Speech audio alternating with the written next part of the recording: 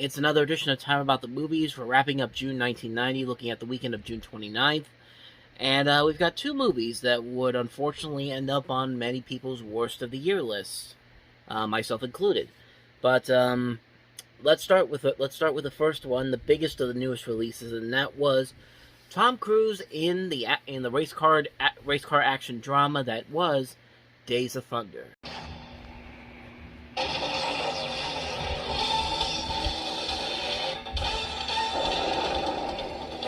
It doesn't matter which end of the car goes around the corner first.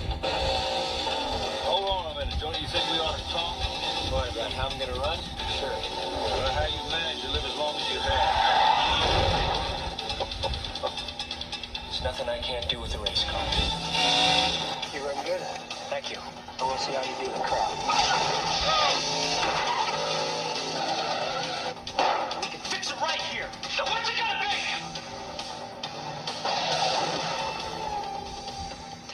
About racing so much. Speed. Come up here and do it. I'll take you to race. I can't. I'm a doctor. I'm cold. I don't want you to hold a bad opinion of Cole. He needs reassurance from you that he's okay. After all, you're his doctor.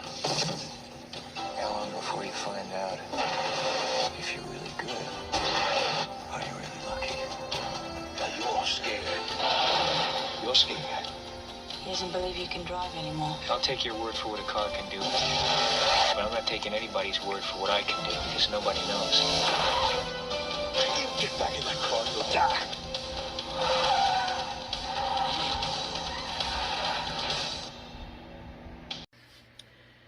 AKA Top Gun on Wheels. And I honestly could say a lot about this movie, that so many similarities to Top Gun and all that, but I'll give it this, it's at least a better Top Gun ripoff than the other Top Gun ripoff we got in 1990, and that was Firebirds. But at the same time, yeah, this movie really, really is not all that good. I mean, yeah, it is basically Top Gun on wheels. It's like so many of the action sequences, so many of the characters, so much of the script, so much of the dialogue, so much of everything that happens in this movie. It really is. It's essentially that Top Gun taking place in NASCAR instead of being like taking place in the military and using fighter jets and all that kind of stuff. And I mean, there's a lot of great talent here. Tony Scott's a great action director. Robert Towne wrote this. He also wrote Chinatown. Tom Cruise took part of the script for this. You have the same the same duo that did Top Gun, Don Simpson and Jerry Bruckheimer. A great cast that includes Cruise, Duvall, Randy Quaid, Nicole Kidman, Carrie Elways, Michael Rooker, John C. Reilly. But yeah, the movie itself just doesn't have that same spark, you know. When it's trying to be something. They should have gone for something different, but it just goes to so many similar levels that Top Gun did. That, quite honestly, if I had not seen Firebirds, I would say this is straight up one of the worst Top Gun ripoffs of all time. But I actually have come to kind of give this movie a little more credit after watching Firebirds. But because at least they're doing something slightly different here. Instead of it taking place with fighter jets, it's now race cars and NASCAR and all that. But it still doesn't make it a good movie. I mean, the action sequences might still look nice nowadays, and maybe there's some decent stuff here. I mean, I'll give him this. Tom Cruise is not terrible in this movie. He is giving it his all. He is trying his best to work with a really lackluster script here.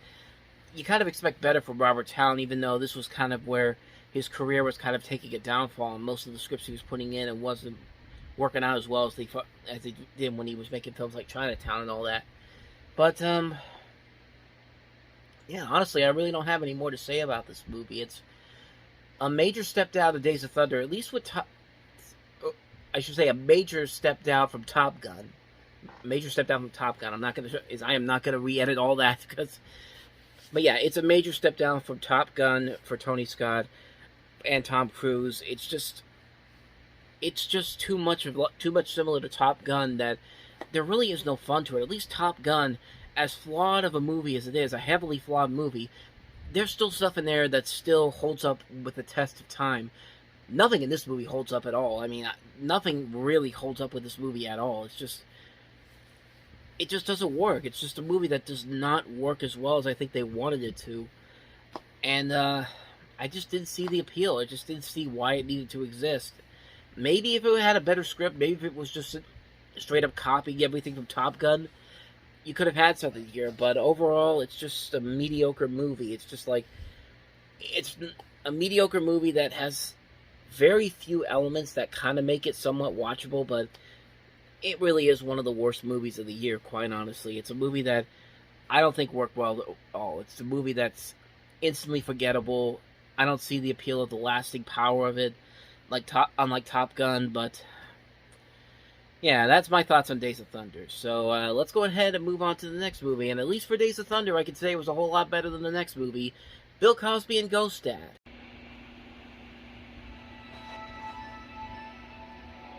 No ghost had ever been treated so badly.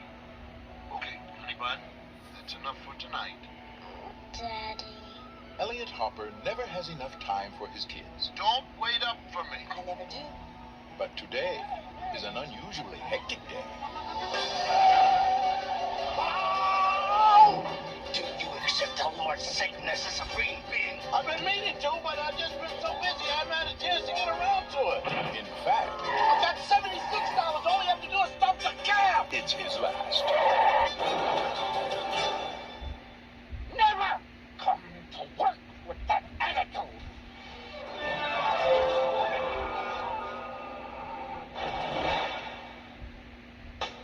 Now, What's wrong with Daddy? Excellent trick. I am. You're a duck. A big sissy. That's a host. A host. A ghost? It's a ghost! Ghost Dad. He's got a family to raise. Diane, don't make me walk through this door. Do you know how weird that's going to make me look? Oh, there goes Diane. You know, Casper's daughter. A romance to keep alive.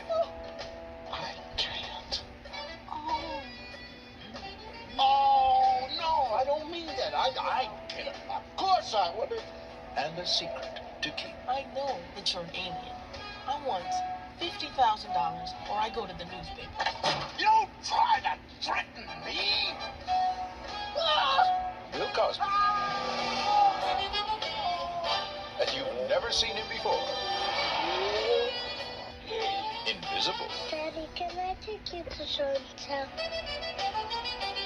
Ghost Dad. I don't know what Bill Cosby was thinking when The Cosby Show was on the air, because, I mean, when The Cosby Show was on TV, I don't know what happened. Like, every movie that he picked, these leading roles he picked, I don't know what he was looking at with the scripts and all that, because there was this movie and then there was Leonard Part 6, and it's just like, I don't know how a guy of his comedic talents at the peak of his career with The Cosby Show, which was one of the biggest hits on television at this time, could pick bad script after bad script. It's just like, what are you doing, man? I mean, you're tarnishing your legacy with these movies, and yeah, you're just tarnishing your legacy and everything that people liked about you at that time. Of course, now his legacy is tarnished for other reasons, but I mean, listen, you gotta give the guy his proper credits. I still like what Bill Cosby did in the past. I still like Fat Albert and the Cosby Kids. I still like The Cosby Show. I still like some of his older movies, some of his older stand-up. I mean, there is still a lot to like about his older stuff. I mean, hate him for what he did, because what he did was inexcusable. But I mean, he was still funny back in the day. I mean, just in my personal opinion. I know a lot of people still don't like Cosby after what he did, but I agree with you that what he did was wrong. But don't neglect the past stuff that he did that made him one of the biggest stars at the time. Except for movies like this and Leonard Part 6, which is just like, this movie baffles me even more than Leonard Part 6, because Leonard Part 6 was a movie that it didn't really feel like they had the right idea of what they wanted to do with that movie, and it's just like, so much so that Cosby himself wanted to denounce the movie on talk shows at the time of that film's release. This movie's inexcusable for being as bad as it is. You've got Sidney Poitier, one of the most well-known black actors and directors of his time, is won an Oscar for, I can't remember what he won an Oscar for. It was Lilies on the Field. I thought for a second it was either Guess Who's Coming to Dinner or In the Heat of the Night, but completely different movie that I was thinking of. It was Lilies of the Field, so that's the one he won the Oscar for. But even for a guy like Sidney Poitier, you would think a guy like him would know to pick better scripts than this. You also have Brent Maddock and S.S. Wilson, who had just done Tremors, which is a great cult sci-fi comedy. You've got Henry Mancini doing the music for this. Henry Mancini, he did the Pink Panther, for God's sakes. What is he doing here? And it's just like, the whole movie is just a mess. Like, there's so much here that probably could have worked with a better script. I mean, I read that John Badham was actually going to direct a version of this with Steve Martin in the Bill Cosby role, which, you know, Steve Martin can be very funny, and John Badham can be a good director, so maybe that could have worked. But then again, you have the talent here: Sidney Poitier, Henry Mancini, Bill Cosby, and this is the end result. It's a movie that really just makes no sense whatsoever. Like, it'd be easy to say that Bill Cosby is a ghost now. Like, he's dead. Like, he's never coming back. But nope, not in this case. He's apparently like, he's still. It's weird. Like, he's a ghost, but he could still be seen by his kids, but they can't hear him. And then it just gets so confusing trying to think about what this plot is. So he's not really dead. It turns out that his spirit jumped out of his body in fright, and so because of this, so how is his spirit still moving around and his body is not?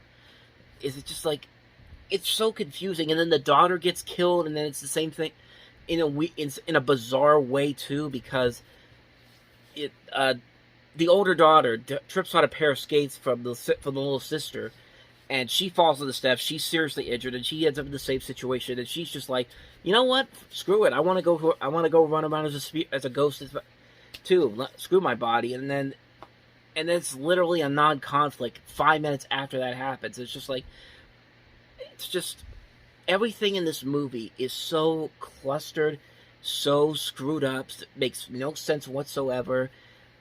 It's downright insane how weird this movie is, and even right down to some of the other things that happen in this movie. You have Arnold Stang, the voice of Top Cat, in here, and he's only in here to be the Don Knotts type of role, where he's like doing the slapstick comedy, and even though the slapstick comedy in here is not funny whatsoever, and it's just like, it's like that throughout the movie. There's just so many moments in here that just don't work. This is supposed to be a PG-rated family comedy, and you have people talking about, and you have the boy.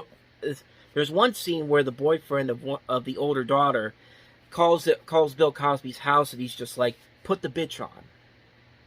I mean, just, do you realize how stupid this is? This whole movie is so stupid. And the fact that so many talented people were involved in the making of this movie, it's baffling. It's baffling how this movie came to be, and how they screwed it up so badly. It's a mess of a movie. Terrible movie. Ghost Dad.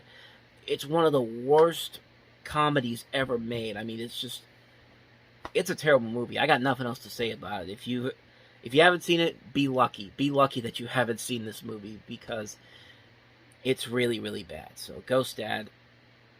Ghost Dad. So, with that said, that's going to wrap up another edition of Time About the Movies. We will jump into 4th of July weekend next time around. July 6, 1990. And surprisingly, the two movies that came out didn't open on July 4th. They waited 2 days after the holiday to put these movies out. Two of them are notable movies. I mean, we have Die Hard 2, with Bruce Willis returning as John McClane, and then probably one of my biggest back-and-forth movies that I've ever seen, Jetsons the movie. Sometimes I won't like it, but then sometimes I'm just like, there are some redeemable moments to it, but we'll delve into both of these movies next time around. So, thank you guys for watching, and as always, if you want to see more videos like this, check out the playlist on the next page, check out the previous episode, and I'll see you guys tomorrow for another new episode. So, thank you for watching, see you guys tomorrow, and until then, take care.